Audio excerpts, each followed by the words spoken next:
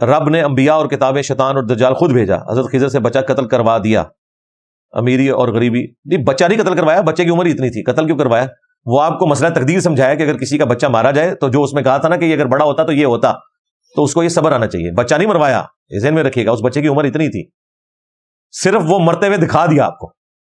حضرت اسرائیل آپ کے گھر آتے ہوئے آپ کو نظر آ جائے نا تو 2-4 بندے ویسے ہی نال پھڑک جان،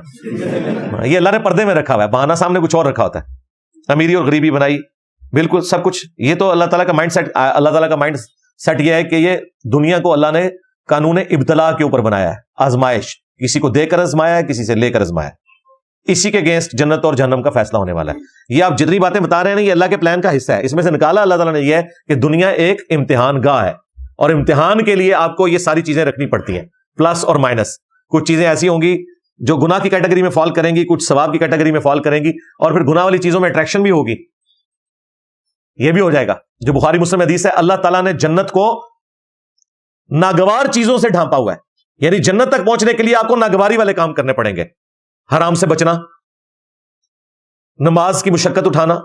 وضو غسل کی مشقت اٹھانا، روزوں کی مشقت اٹھانا، یہ سب ناگوار کام ہے۔ اور اسی حدیث میں بخاری مسلم کیا ہے کہ اللہ تعالیٰ نے دوزخ کو شہوات سے ڈھانپا ہوا ہے، یعنی ہر وہ اٹریکٹیو چیز جو دنیا میں بڑی اچھی لگتی ہے وہ جہنم تک پہنچانے کا سبب ہے۔ تو اس پہ میری کافی ساری ویڈیوز ریکارڈ ہیں، یہ تو ٹاپک میں نے قرآن کلاسز میں بہت دفعہ بیان کیا ہے۔